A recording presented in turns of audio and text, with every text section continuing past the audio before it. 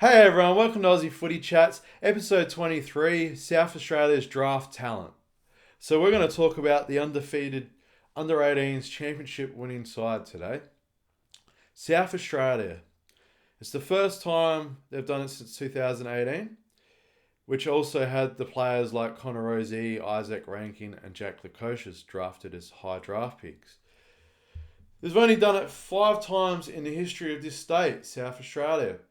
So they represented our state quite proudly, and they've done a terrific job. They had the average winning margin of 45 points, which is a great winning margin on average. And we'll just quickly talk about the results. So game 1, they defeated the Allies by 7 points. Game 2, they defeated Vic Metro by 61 points, 10-goal win. Game 3, South Australia defeated Western Australia by 76 points. And also, they defeated Vic Country in the championship winning game by 34 points. So, clearly the best team. I watched all the games. I follow it quite closely, obviously, with my history of my football. And I take a general interest in it. And it's also a proud time when our state can win the championship like that. It's a big thing. You're the best under-18s team in the country. And they were led by coach Tony Bamford, who's a great coach. And it's great that he's doing a great thing like that and helping the young lads like that develop into great players. And yeah, just like to give Bangers a shout out. I got that Guernsey through him by playing at Port. And yeah, earn it the hard way with Bangers. He's a great coach, and he'll you have to earn your spot. So all these guys have been taught really well. And they've all earned their spot, and they've been coached really well to get these results. And to win by that is just amazing performance by the lads. So yeah, they'll coached by Tony Bamford, and they're also led by Dyson Sharp, who's the South Australians captain and also the MVP of the championship. He was voted the best player of the championship, and we'll talk a bit about Dyson in a minute. But we'll just talk a bit about the results, and we'll talk a bit about the first player that we'll profile now and talk about. So, yeah, Jack Cook sort of plays at Woodfield West Torrens. He's 181 centimetres. He's a midfielder / defender. So yeah, he's a accumulator of the ball. He's a sort of two-way runner. He can be a defensive runner and also attacking the forward line. He'd play as a defender / midfielder. So he could play off the halfback, but also I noticed that he had a run through in the middle. And he's a nice running, linking type player. He doubled as a small defender, providing overlap and run, slick ball use by foot. And also, so he'd also run through the centre, through the stoppages, and be a nice outside linking player. So in his last posting of a game, that he had 20 disposals, 6 tackles, 4 clearances in SA's title clinching win over Vic Country. He's the son of Tim Cook, who played 8 games for the Adelaide Crows and remains at the club as a physio. So yeah, a bit of a club ties to Adelaide.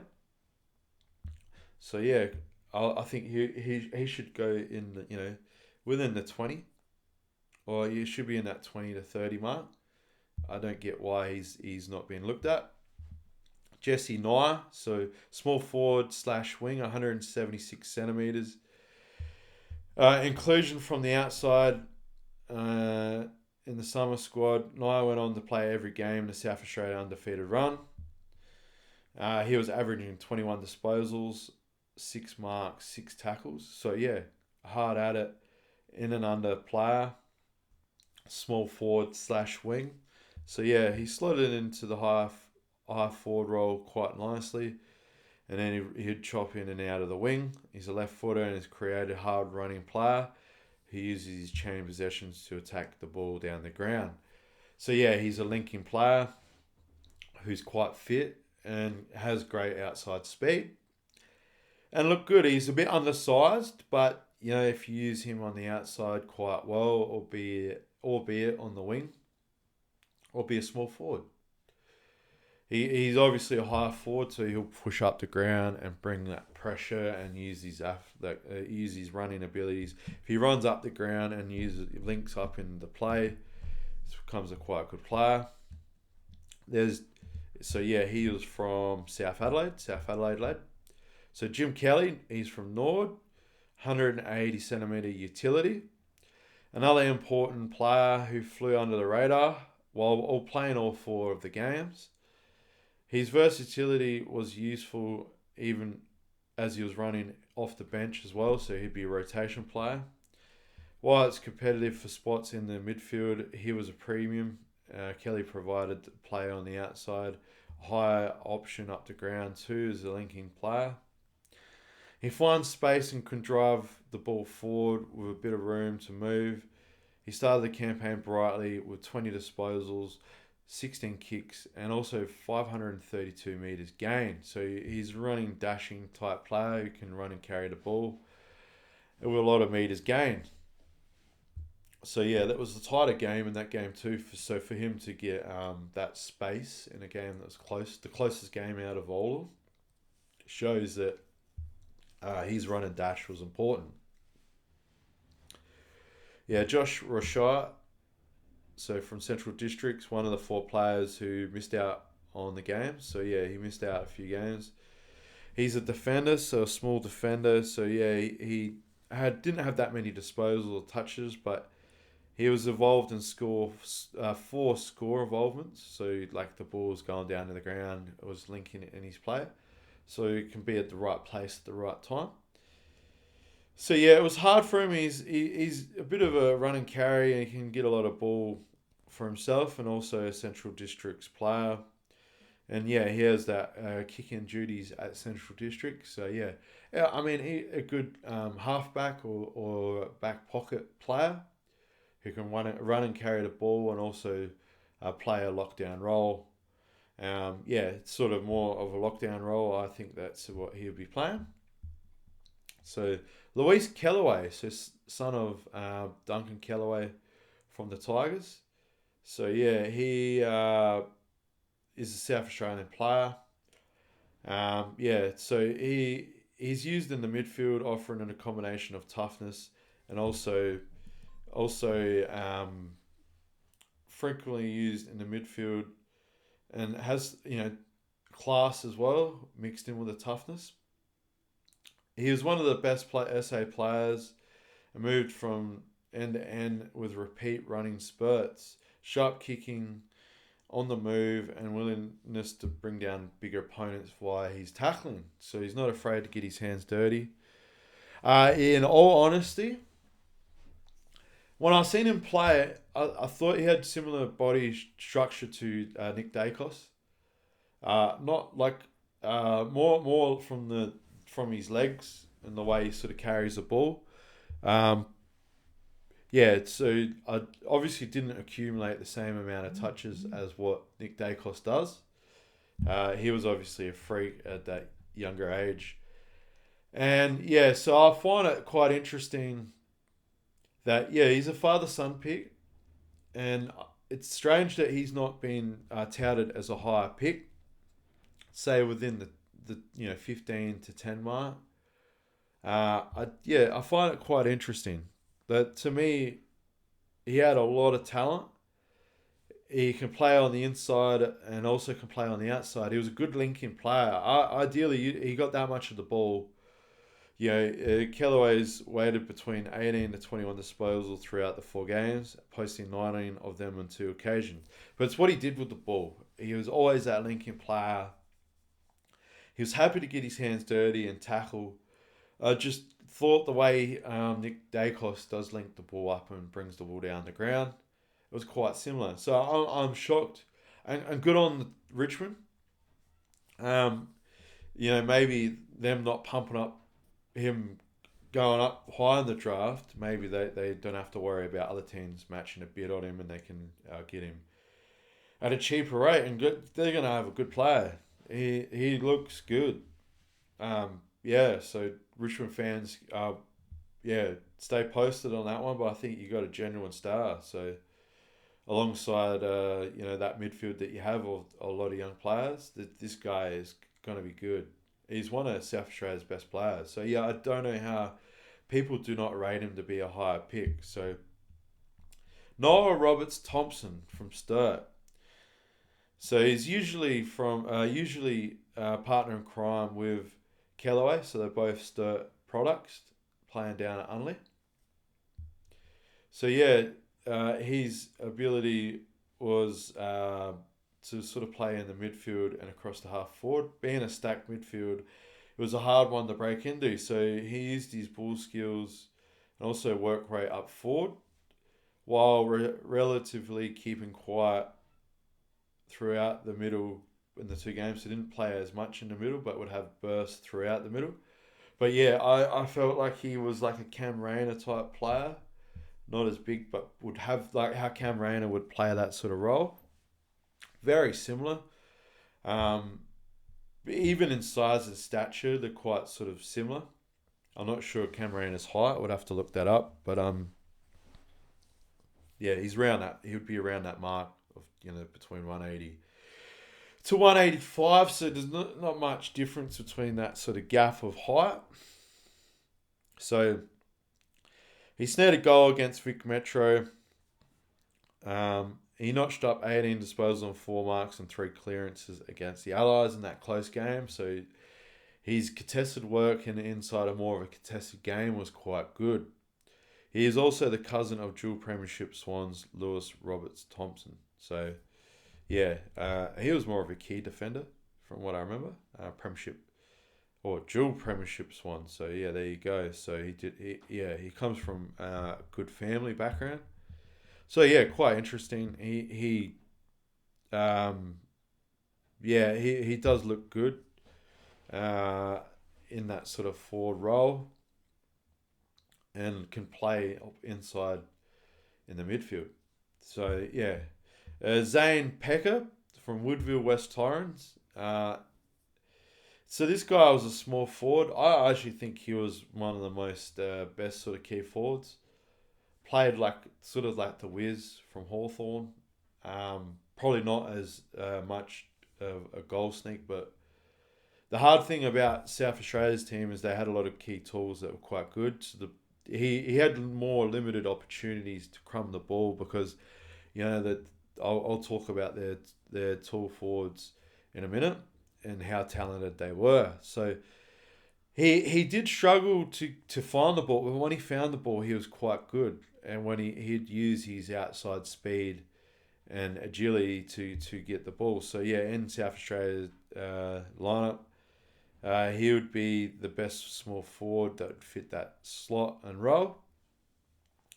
So the Eagles speedster injected great energy and power into the play, often blistering his way towards the goal or lighting up once the range of the big sticks are in range of him.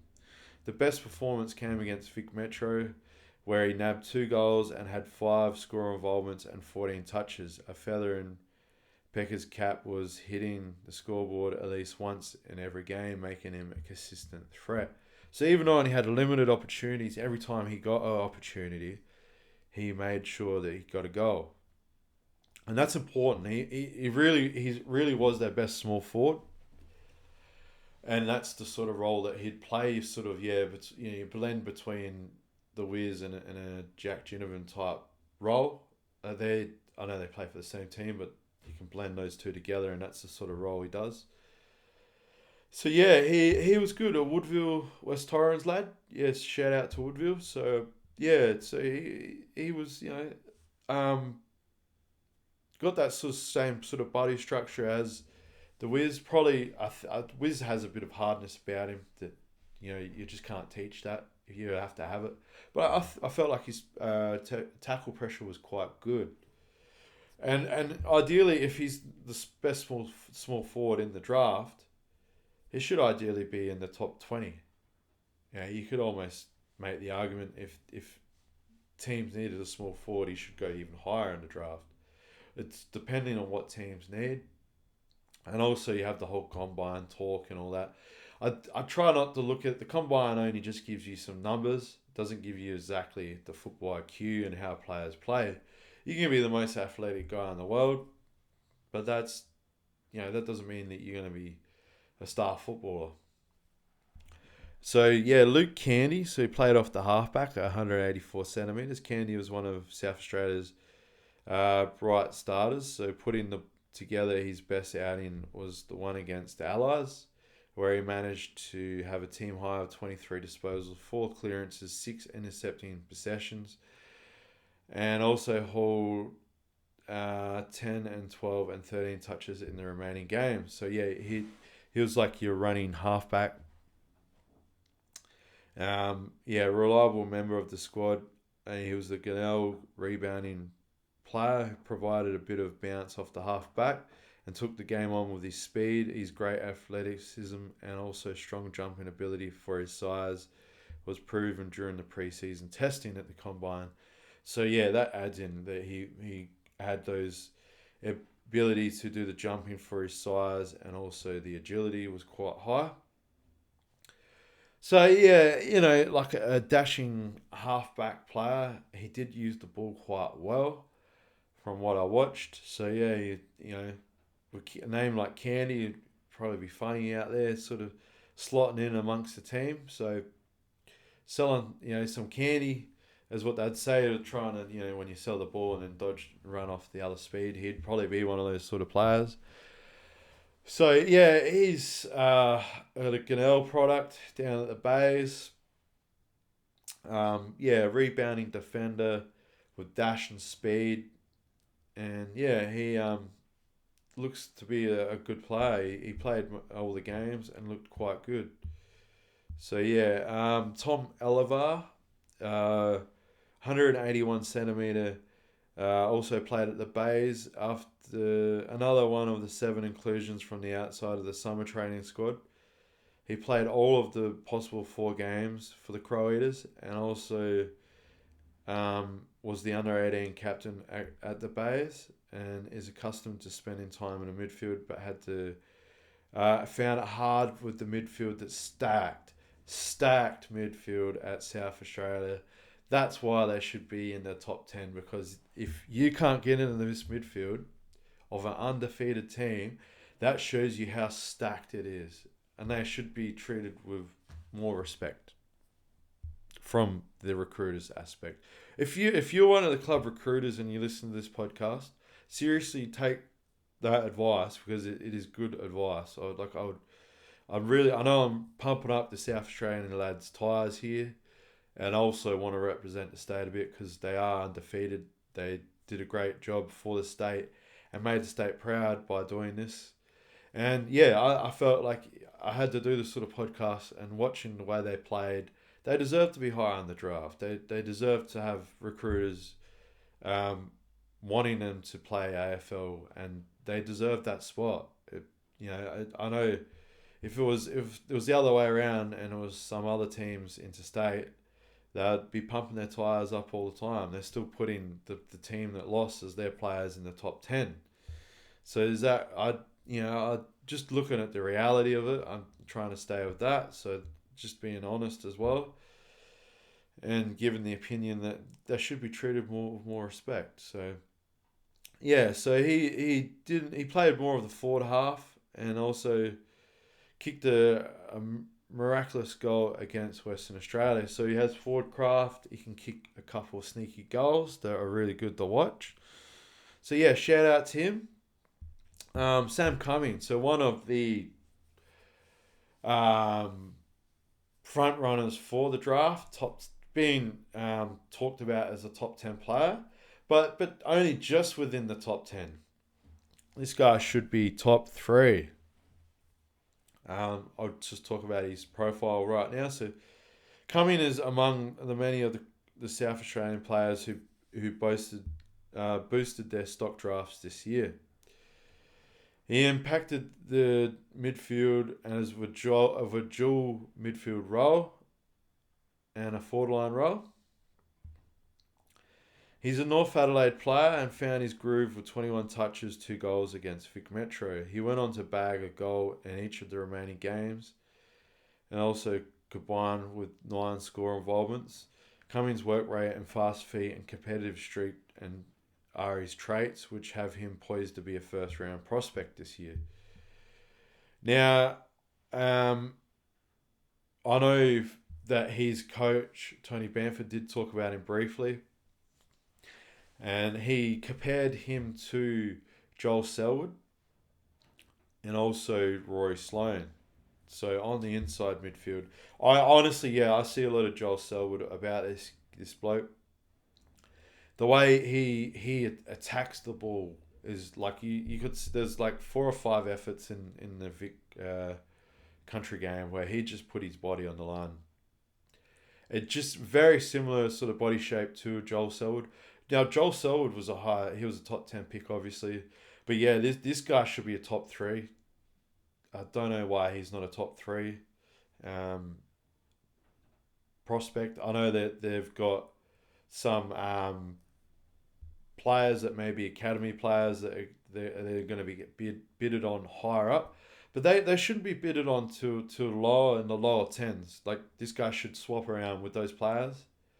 Like that's generally my view on it. Like there's no way this guy who has also, the coach also mentioned about him playing a forward role that is almost like Isaac Heaney. So not only does he have Joel Selwood and Rory Sloane's toughness, he also has the ability to go up forward and grab the ball like Isaac Heaney. I don't think he has the body shape of Isaac Heaney. He's more of a Joel Selwood. But he just reads the ball where, I guess if you looked at Isaac Heaney, he just reads the ball really well. And he can attack the ball at the highest point for his size. So he's obviously a good marking player above his head. He has so many traits going for him. Like he's in the best midfield of the best team that's won the championship. He has a great ability to go forward and kick a goal. He has the ability to mark above his head. And you just can't teach that. I almost rattled off 5 things in a row that are key important things to produce a great AFL player. And I just don't get why, obviously there's going to be teams that want him. But yeah, if I was a recruiter, I would be banging on the door and, I would, almost say that him and Dyson Sharp should be in the top, either 1 or 2. I know Dersman's a good player. And, it was obviously got Bontempelli type traits. But yeah, they should be the 3 top players in the AFL draft. So shout out to you, mate. North Adelaide product, 186 centimetres. He should be really in the top 3. So there we go. So yeah, Jet Delitz, a really good halfback, running halfback, absolute elite by foot, best halfback in the competition for the under 18 state championships, the best easily, rated arguably the best kick in the South Australian lineup. That's why he's playing halfback. Amazing kick. He's one of the main distributors for the defence. He's from Sturt, so he's a rebounding defender for them as well. He averaged 15 disposals and 12.5, which were kick-ins, and a clear indication of his the type of player that he is. His campaign went well, particularly prominent in the game 4, registering 505 metres gain. And also 19 disposals, 16 kicks against Vic Country. He has come from a very far way back with him being his first year in any state program. So he's just bursted out on the scene. He kicked the goal from outside 50 as he just ran across the half back into the forward line. He has great understanding of the ball. He is the best halfback in this draft. He should be a top 10 player. He is the best ball user in the actual undefeated best team in the under 18 state championship. He should be rated highly. Whoever you're going to get it, he's under an 87 centimetres. He'll probably play midfield. You can use his elite ball skills and he can kick a goal from 50 or 50 out. he is a good defensive player. He can tackle. He can run. He can carry the ball like he's 505 meters against the country. The championship game, he broke the game apart. The way that I couldn't talk any more highly of this guy. Whoever is going to get this guy, it's a literal steal. Yeah, it is a steal. Steal the draft almost because he's not. I don't know how he's not a top 10 player. Yeah, whoever needs a halfback, seriously, this is your man. So yeah, Balin O'Brien. So yeah, 187 centimeter defender. So third tall defender. Also can play on the smalls, obviously. He is consistently been one of the first on the team sheet. Reliable figure down back, renowned for his competitiveness. Sorry, I butchered that one. And ability to lock down a variety of dangerous opponents. The Nord defender did so across all 4 games. He played a percentage of his games in the defence and would move down the ground sometimes along the midfield or on the wing. He did all of this to win the ball back for South Australia, providing a hard man to beat. His peak output was 8 disposals and 4 marks against Western Australia.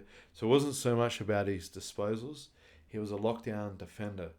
So he was tough in and at it. He didn't give any of his defenders any room to move. So if a team is looking for a lockdown defender or a potential lockdown midfielder eventually, this is your man. So Nordman, yeah, shout out to him. He did play quite well. So the next one is, there's a few different names here, so sorry if I butcher this. So Blake Alderson Barner, he's from North Adelaide. Midfield / forward, in and under midfielder.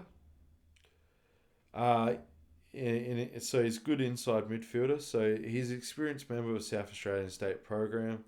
He came off an injury cloud and improved with each passing game. His game for Hore, 20 disposals, 5 marks, 4 clearances, and a goal was his best posting, and also had 6 score involvements. He used the ball at 86% efficiency throughout the series, included in 100% in a steady game, in the first game. Sorry. The North Adelaide under-18 captain and the 2024 McCallum Tompkins medal winner, possesses a clear and classy ball user who is a beast in and under midfielder. He could be a steady riser up the draft boards and in the back end of by the back end of this year, which obviously he was one of the best SANFL young players in the under 18s, and also an under 18 captain. Also kicked an amazing goal up for that goal that he kicked. So using the ball at 100% in one game and an average of 86%. So not only did he get in and under and get the hard balls, he was clean. So he was composed. He's hard at it. This guy's going to be a star too. This guy here, this guy could easily be, he reminds me a bit of like a Dylan Moore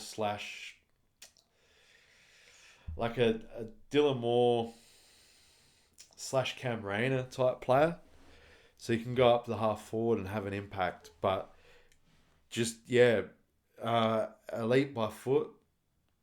You could even say that he's a blend of all of them, and we have a bit of Dacos about him with how good his ball use is. Doesn't look like him on the ground, but quite similar though. And they both got forward traits. It's big raps, but this guy, along with Cumming and Dyson Sharp, there's a reason why this team was undefeated, and that is the exact reason. These guys in and under hit the ball at speed. You cannot touch them. They outrun them. They're also impact players. They get, this guy can be an impact forward. He can cram around. His tackle pressure up forward's great. He's got a bit of goal sense about him, so he can be a running midfielder who can now end up being in the forward line and scoring goals. There's no reason why this guy should be a top 5 player. Top 5. Whoever is gonna, this guy should be in the top 10 at least, at minimum. But yeah, this guy's a top 5 player. Just the stuff, just his resume itself screams to me under 18 captain, one of the best players in the SANFL under 18s league, arguably one of the best players in the best midfield of the state championship side. Why? They give me a reason why this guy should not be in the top 5 or at least the minimum of top 10. There isn't. You can't just go, well, his combine statistics. That doesn't mean it. Like, his combine statistics might be good. I don't know. I haven't got that up at the moment. But to me, I'm not looking at that because that's just such a small window. So what? He can jump. He's jumping, or he's running, or he's quick over 20 meters. Like when I was younger, I was good at all those stats too. Like it's not like something like a lot of the players are just going to have. Some are going to be faster than others. Some aren't going to be as fast as others. Can someone read the ball better so they can get there? So that's why I'm not really ranting and raving about the combine stuff, because you don't really need to add that in. So like, it's good. Okay, they do good at the combine. How many guys go very low on the draft because their combine stuff wasn't good, but end up having a great career? There's so many of them. You could rattle off a list. There's so many, and you could rattle off a list of guys that finish higher and then actually don't have a good career in the end. Anyway, bit sidetracked there, but I just want really this is about the players and why they deserve it, and this is my prediction of who will end up being great players in the future. So stay tuned for that. So yeah, Harley Barker from Sturt. Wing/forward, best wingman of the competition, easily. So Baker formed one of SA's formidable wing duo. So with Matthew Leray, showcased a range of traits to have him poised to be a first round candidate. Yeah, this guy should be a first rounder, best wingman outside of Leray in the draft. Easy, hands down. Explosive type player, probably ready made for it. The Sturt under 18, he's under 18 captain, played his role. But yeah, the most dangerous in the attacking phase, finding space and reliable outlet option. He wasn't afraid to use his speed to take opponents and drive the ball forward. While also providing a handy aerial athlete. He spent time forward kicking goals in 3 of the 4 matches. In his lone goalless game, he only had 1. So Baker notched up a personal best of 19 disposals and 497 meters gained. So one of the best ball carrying wingmen. He would go up forward and kick goals, but also defensively was really good runner. He was a 2-way runner and has athletic traits. So we go back to the combine stuff. But yeah, he had an athletics background growing up, so that's also another reason why he was quite good. Yeah, so yeah, him and Leray are the best wingmans in the competition. Should arguably be in the top 15. It should be a top 10, but we'll see. We'll see who needs a wingman. Whoever needs a wingman, he could be a midfielder too. Yeah, just quick burst of speed. Yeah, he's a good player, so there's no reason why he shouldn't be high in the draft. So yeah, Matt Leray, Central District's wing player. The other half of the wing duo, Leray was effective, having sacrificed a promising state cricket career. So yeah, he was good at cricket and football. And the Central District's utility poured time into his running game as he reaped the benefits. Leray showcased outstanding work rate throughout the carnival, tracking in both 50-metre arcs, helping connect the lines, and his kicking between the arcs by using both feet was quite impressive. A rangy type at 189 centimetres, so he's almost that 190 centimetre mark. He also held his own game to take 8 marks and once 8 marks in games 1 and 4. Laray's consistency also brought up a highlight of him having 15 and 18 disposals across the 4 games and consecutive hauls of 17 disposals. So he's a great running wing. The player, I was really impressed by him. Like, it was amazing. This guy didn't get put in the midfield, but Tony Bamford must have seen he had great athletic abilities to run on the wing. So he used 2 really high pressure and 2-way running wingmen as outlet passes, and also defensively he played quite well. The player that he's compared to, and you can see it, there's a Will Day, and also I think a bit of Nate Fyfe about him. Like Freo fans, like if you have a pick in this sort of bracket, I can't remember if you had a first round pick or not, because this guy should be a top 10 pick. Easily. There's no reason why. He is the best wingman in the league. He had a lot of hardness about him. He's tough. He copped a few heavy hits. And yeah, there's no reason why. He's just another. The Central Districts have got a lot of good players this year in the draft. And he also trained with the Crows. So yeah, in the preseason stuff. So yeah, there you go, Crows fans. He's one that sort of trained with you guys. Look, I think Crows have pick 16, so maybe the Crows that may be the sneaky one the Crows look at. But like I said, he should be higher. There's no doubt. There's no doubt. Also, West Adelaide's Mitchell Marsh, so son of Ben Marsh, who played for the Crows, unfortunately didn't play enough games for the Crows to. Oh, he's a premiership player at the Crows actually, but yeah, didn't play enough games for that. I think premiership players should have also be able to register as father sons, but that's a side issue for another day. That one. Perhaps coming one of South Australia's leading prospects in the forward line.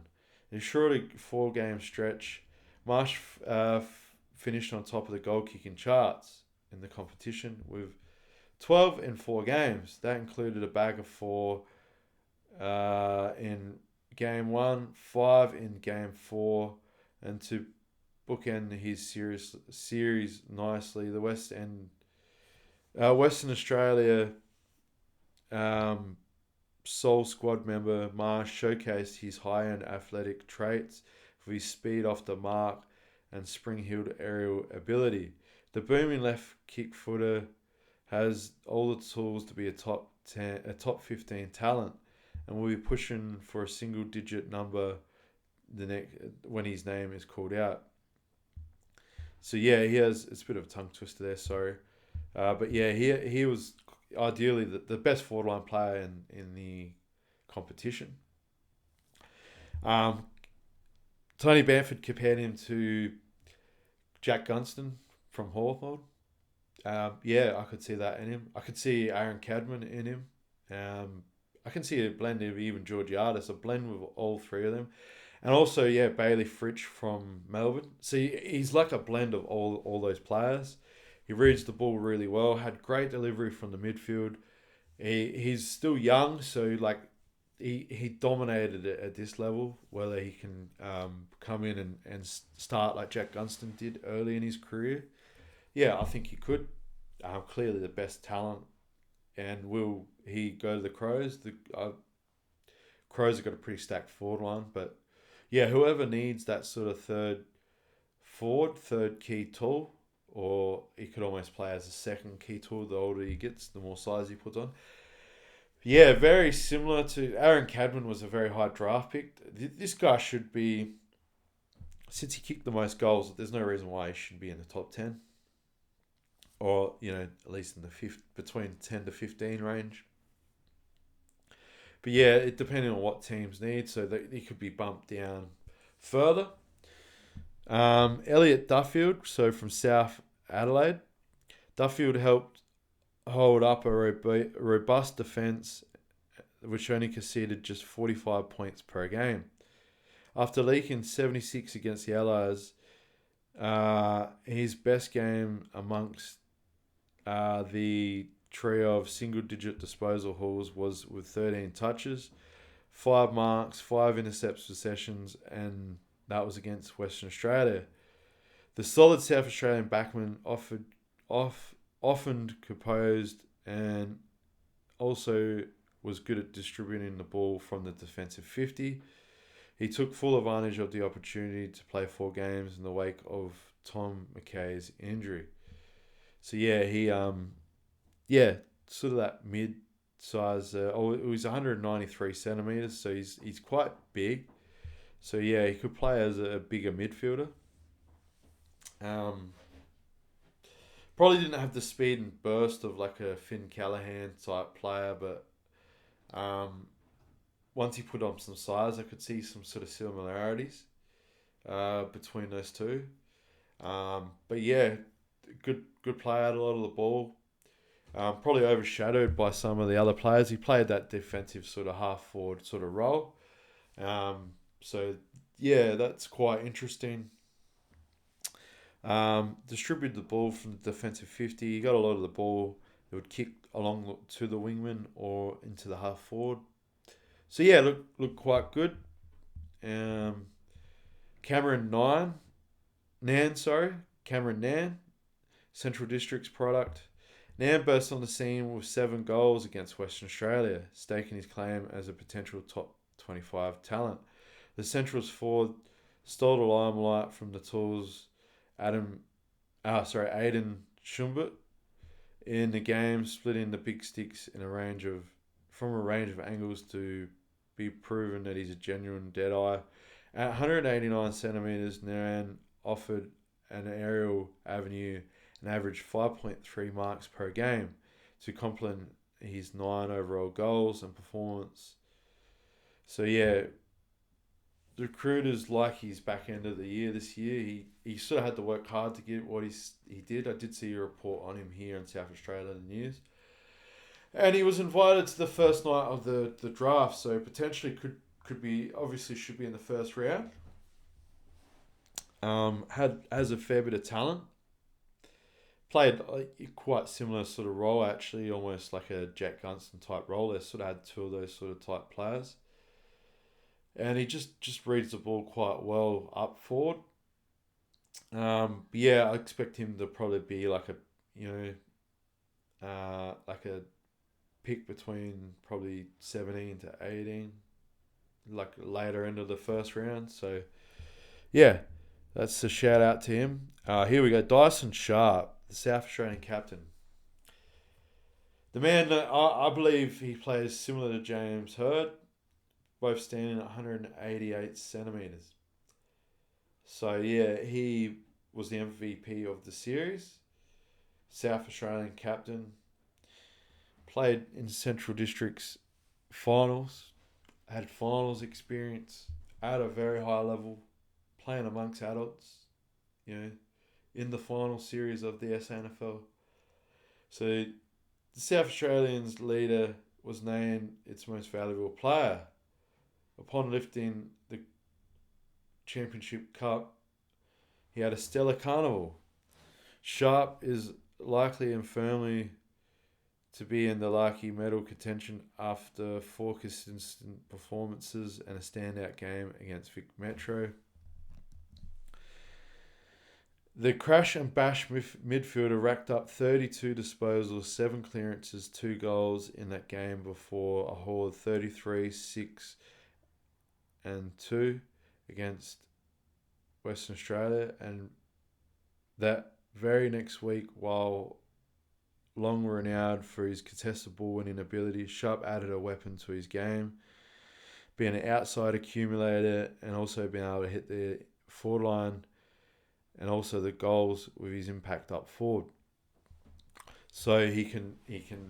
That's why he reminds me of young James Hird. He can go up forward, and it's sort of similar to how James Hird started his forward line career, reminded me of that with Central's in the finals games that I watched. And it was evident that he had that ability. This guy should be the number one pick.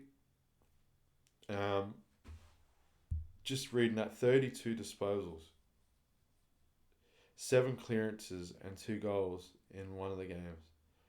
And also a haul of 33, 6 and 2. So like the guy's averaging 30 touches essentially. He is kicking goals. He is tackling. He is a contested player. He can play on the outside. This guy has everything about him. To me, there's not many players like this even in the AFL at the moment. Like this guy has, he's going to be a future captain of an AFL football club. He is a Bombers fan, so Bombers fans I know you guys have a bit of a lower pick in the 10s. Like you don't obviously have the top 3 picks, so you like. By what all the mock drafts and all that, and how these recruiters, I don't know how they don't have him going as number 1. Him and Dersma and Sam Cummings should be old duking it out to be the number 1. I actually think Dyson Sharp should be number 1. He's got the resume. He's the South Australian captain. He is the best, most valuable player. He has played SANFL finals, playing in the highest league outside of the AFL in South Australia against adults, and he proven that he belonged there. There's no reason. Straight away, he's used to the bigger bodies. He can come up and play AFL straight away. He is a walk-in. West Coast, just please pick this guy up. Like, please use, if you got 1 and 2 in the draft, I would seriously pick him and then Dersma, and then or him between him. If you're worried about Dersma maybe going home, we'll go with Cumming. There's no reason why. I mean, could you imagine him and Dersma running alongside each other, or him and like how he's been running alongside Cumming in this? Like, he's like a Joel Selwood next to James Hird. Like, I just don't get it. Just don't get how this guy is not the number 1 pick. He should be by far. The recruiters seriously, like, have got it wrong this year. Like, seriously, like, his performance, he deserves to be number 1 pick. I might live in South Australia and I might be pumping up my South Australian team and their ties, but they also deserve it. He deserves it. So that's a shout out to you, mate. You're well deserved and you should be proud. I know you're going to go to an AFL club regardless, but yeah, that's my view, that he should be number 1. The statistics say it. The numbers say it. I don't know about his combine stats, but that is irrelevant, and he's clearly the best player. His experience shows that. So yeah, Noah Dorr, tall defender, 192, featured in South Australia's first 2 games. So he's one of the defenders, intercepting defender, 13 disposal, 11 intercept possessions against Vic Metro. He was outstanding with 11 touches, 5 marks against the Allies. He eventually made way for the likes of Matthews Hampton, and third goal in the back 6. So yeah, so it's sort of sad that this guy didn't get picked. So very stacked defense as well for South Australia. Like, this guy probably could go later in the draft, after pick sort of 30. And he could develop into a great player. 192, so like whoever needs a bigger sort of player could probably run through the mid as well. But intercepting, you got to use his key abilities down back. So yeah, Blake Thurgold from Sturt, 194 centimeters. He is the best key defender in the competition for the draft. And so he'd feature in just 1 game after making a timely return for Game 4. He would have been a walk-up starter throughout the series if not for a broken hand, which kept him out until a return via Sturt's under-18s. The reliable and courageous defender showed some nice signs with 13 disposal, 5 marks, 5 intercepting possessions in the decisive game against which country. So he is the best key defender. Bit like the key defender from Brisbane, and also Darcy Cameron. So I'll just get up what the coach said about him. Just give me a sec for my notes. So he talked quite highly about him. The best key defender to come out of the program since I've seen being involved. That was what Tony Bamford said. He saw some similarities between the key defender.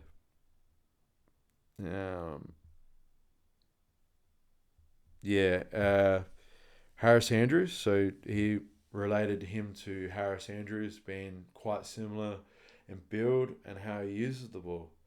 So I see him more of being like Harris Andrews, to be honest here. He has the same body structure and size, and uses the ball really well. He'll be a walk-in starter for an AFL side. Trying to think who needs a key defense. The Bulldogs. The Bulldogs, please pick this guy up. You will not regret it. He is perfect for your lineup. And if he should be a top 10 aspect, really. But depending on what teams need, if they're going to go for midfielders,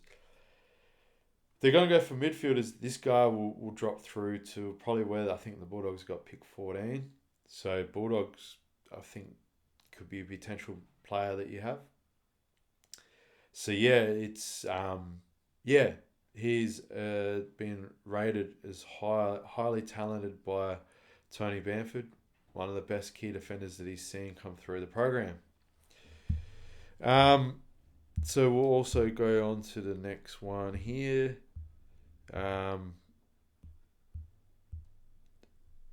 Aiden Sherbuk, Central District's key forward / ruck, 198 centimetres.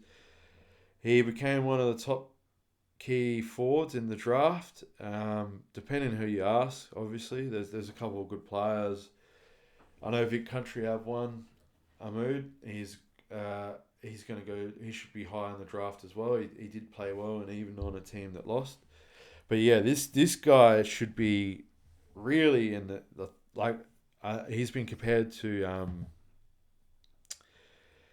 Riley Thilthorpe, and Tony Bamford has mentioned that he's very similar type of player. He was number 2 pick for Adelaide back a few years ago. So he was the spearhead of South Australia's attack with 10 goals in 4 games. His best effort came in a game making a splash with 4 majors, 14 disposals, 8 marks. He averaged nearly 9 score involvements per game and was a contested marking machine, taking 6 against Vic Metro. His rangy frame and a clean hands made him difficult to beat aerially. Along with a competitive streak, Shumba, sorry, I'm probably butchering his name, also chopped out in the ruck and looked every bit of a top 15 prospect. So best, like I said, key forwards do not grow on trees. He has the ability to be a good second ruck. Like Jackson from Freo, Luke Jackson, essentially pretty similar sort of player as well to him. Can move down the ground as well. He got a few contested marks in the defense as well when he was rucking. Moves well, kicks well, has good football IQ. Still, he's young, so he's going to develop more as he gets older to get up to the AFL sort of standards, because the big guys take time. But for his level that he's playing at against the people of his age, he looks good and is every bit of a player that should, be a top 5 player, really. And it's really depending on what clubs need. But like I said, he's been compared to Riley Thilthorpe. So like Riley Thilthorpe um, was a very high draft pick. There's no reason why this guy shouldn't. So shout out to him, Central District's product, a lad from out north. Shout out to you, mate. Bryce Sanders, key defender, 196 centimetre. Another defender who falls on the underrated category. Sanders helped shut down some of the country's best key forwards, having himself lined up in attack at times for North Adelaide. The 196 utility was an important role player for the South Australian side, included from the outside summer squad. Perhaps his best game came against Western Australia, where he quelled Cody Curtin, the brother of Curtin from the Adelaide Crows, in the early stages while posting 11 disposals and 3 marks and 7 intercept possessions. So yeah, he is the centre back alongside with Threadgold, key position defender. He obviously can play different roles, but yeah, best key defender also alongside in the draft. So shout out to him. And yeah, so it's a very powerful defense that they're in. Underrated. Once again, should be high in the draft. What team needs a centre half back along with Threadgold? Like those two guys should be top 20. So depending on what sides need it. If sides need a good defensive player, he should go higher up the draft. There's no reason why. Like statistically, he may have not had it's for his role. It's not all about having disposals. What was more important, he had 7 intercept possessions.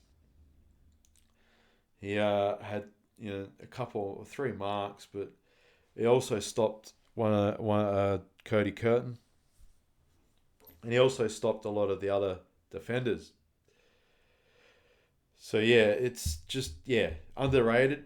Should get picked up. Whoever needs, it's a great size, 196. He's probably going to get a little bit bigger. He might get to 197, 198. I'm not too sure, but yeah, if he stays about that range, he's got a good ball use. So and Sam Ainsworth is next, Nord lad. One great unknowns coming into the championships. Ainsworth had been undeniable form for Nord, having been converted from a key defender to a ruck. He translated that form into a representative stage, often finishing amongst the side's top contested possession winners. So he averaged 15 disposals, 15 hit-outs, 4 clearances, almost 5 clearances, and also closing out the series with 20, 12, and 8 against Vic Country. He's a tool who is growing in confidence and isn't afraid to possess the ball in hand and showing terrific work rate and also improvement throughout the top age campaign. So yeah, he was like one of South Australia's ruckman. He his work around the ground really showed up the Vic Country ruckman. He might have lost the hit out in the ruck, but he made up for it as a second running midfielder. He'd clunk a few marks. But yeah, he was averaging 15 disposals, which is really good for a ruckman. And the way he would carry the ball, and he'd make a mistake or two here or there, but he just had the ability to want to use the ball, and he'll only get better in time, and he'll build confidence on that. So yeah, he should go. He should be in the later sort of part of the draft, depending on what team needs a ruckman. Maybe like one for the Bombers they could pick up like later in the draft, because I know they need a ruckman. And yeah, he could play a defensive role too. So yeah, teams that need a tall defender, he could play that. He's not afraid to use the ball. But yeah, he'd run as a second midfielder in the ruck, so he'd be rucking, but then be an extra target in the forward line. Midfield. And yeah, so yeah, he wasn't afraid to have nearly 5 clearances a game, so he would act as an extra midfielder. That's very important for ruckman. His second efforts. Someone I'd build in my own personal game on was second efforts in the ruck. Try to win the tap, but even when you win the tap or if you lose the tap, either way, your second efforts to follow up the ball and protect your midfielders while also trying to get tackles in and use your big frame to be that extra guy to help out the mids is important. So yeah, being an extra mid, he obviously was good at that, and the coach Tony's realised that and was happy to run with that. It's so important that you, if you can help your midfield out as a ruckman, like you're such an asset. Like so many teams that are good have a ruckman that can help and do second efforts. So yeah, there's Javen Philippou. So yeah, if it wasn't for a hamstring injury, he would have been in the starting 18. Woodville, West Torrens captain, the brother of Matisse Philippou, an explosive midfielder and forward line player, just ran out of time to recover from a broken arm, returning from the Eagles and played for them as well. So yeah, his brother obviously is from St Kilda. I hope he doesn't get injuries like how his brother's had. So yeah, hopefully he can have a clean bill of non-injuries. Probably go a bit later in the draft. Obviously he struggled a bit to get back on the ground in time, but he seems to be quite similar player to his brother. Sort of can be that outside mid, and also have a dash around the forward line and present up forward. Another one is Thomas McKay. Suffering a broken leg during the trial phase. He's Goodell tall, so yes, quite sad to hear that. Whether someone gives him a chance or not. South Adelaide pair, Coda Edwards and Archie Van Dyke. They were emergencies. Ethan Hibbert also was on standby for the games, but as a reserve ruck, Ainsworth held down the role. There's just a few of them. Speedy Gunnell forward, Gabriel Patterson, and a further 2 South Australian prospects, Kane Florence and Angus White.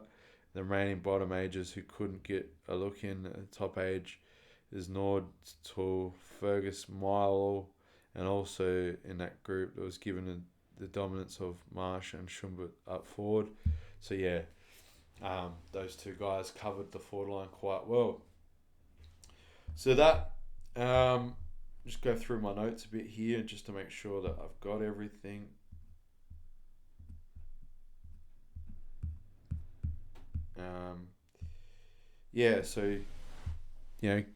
Cameron Nunn, he was from Williamstown. Josh Frechette from Newryupta. Aidan Shumbut, Gawler Central, so this is their local club as well. Dyson Sharp, Barossa District. Matt Leray, Golden Grove. Luke Caney from Brighton. Tom McKay from Brighton. Tim Oliver from Plympton. Gabe Patterson, Plympton. Ethan Hebert, Walkerville. Sam Cumming, Wentworth, New South Wales. So yeah, that must have been his original club. Blake Udisha Bwana, North Adelaide and Modbury. So yeah, from Modbury, you've got 2 boys from Modbury, Bryce Sanders. Noah Dorr, Hope Valley. Balin O'Brien, Central Air United, so country boy. Jim Kelly, Gunanunga. Ferguson Milo, Hectorville. Sam Ainsworth, Teatree Gully. Teatree Gully represented there. Archie Van Dyke, Port Nalunga. Coda Edwards, Wollonga, so down the south of Adelaide. Angus White, Wollonga as well, so a couple of representatives from Wollonga. Elliot Duffield, Strathalbyn.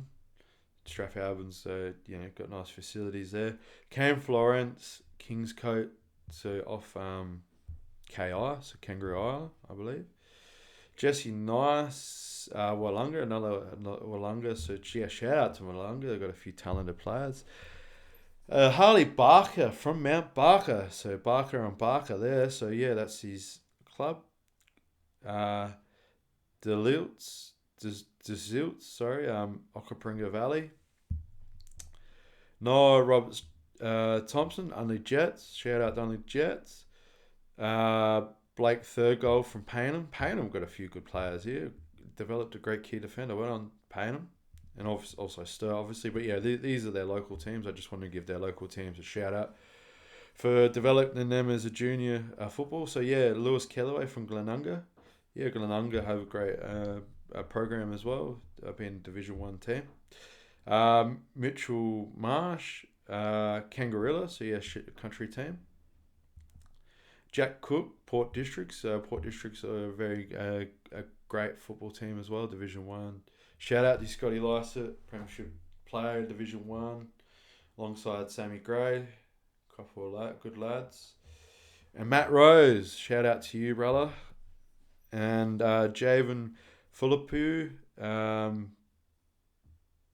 PHOS Camden. I don't know if that's a college or not. I'm not too sure. Zane Pecker, Port District, another Port District lad. Shout out to Port District. So as you can see, Port Districts, Glenunga, Wollonga, Unley Jets, Strathalbyn, Kangarilla, Tea Tree Gully, Hectorville, Paynham, Central Air United, like Modbury, Walkerville. So like a lot of Brighton. So a lot of like really good football clubs. Golden Grove, Gawler Central always develop some good talent. So yeah, Nooriupta, Williamstown. So yeah, all these teams are producing really great South Australian talent, and I'd like to say thank you to all those teams. And yeah, we're about promoting football here, and yeah, there some really great football clubs. If you're thinking about getting any of your kids into footy, yeah, and you live close to those teams, they're obviously developing some good AFL talent.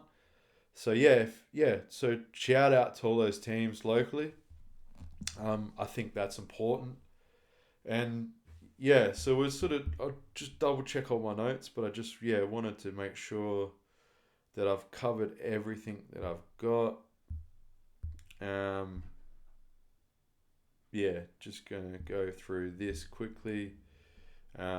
Just wanted to bring up what Tony said about the players. I've sort of covered Sam Cumming, Aiden Schubert as well. But yeah, it was in the paper just the other day. It was quite...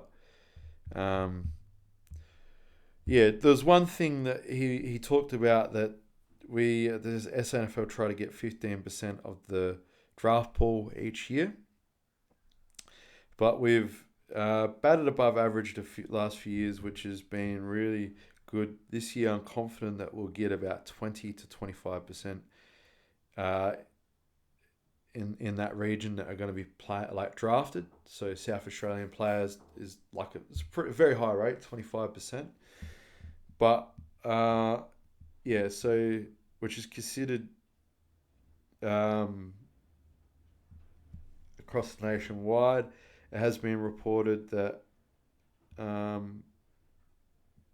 the number of picks, 57, will be used, around 57 picks, and well short of the 71 to 64 players taken in the past two drafts.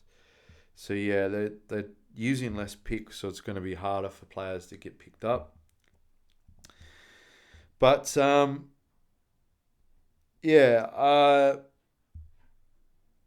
would like to see that be higher. So that normally sit about 15%, but this year we had a championship winning team, so I would like it to be higher than 25%. Like the amount of talent I talked about, there could easily be 40%. there's no reason why it shouldn't be. It shouldn't just always be that the Victorian teams have their players projected higher up into the draft. It should really go by the teams that, first of all, won the championship. They are the best team. They are undefeated team. The players that represented were the MVPs. One was the captain of the whole team. He was the MVP, captain. There's no reason why Dyson Sharp shouldn't be number one. That you can't. You just there's no other fact. That there's no reason that he should not go as number one. I'd like that to happen, but obviously everyone's saying he would slide down the draft. Like, what a bargain player that you're going to get. Sam Cumming is compared to like Joel Selwood and Isaac Heaney. So yeah, like I know William Dersma is a great player and he's like quite similar to like a Will Day or a Bontempelli. Like yeah, he is going to go high on the draft and so should. But ideally the top three players should be them. Whatever order you want to make it as, but I think just from the credentials of Dyson Sharp, he should be number one.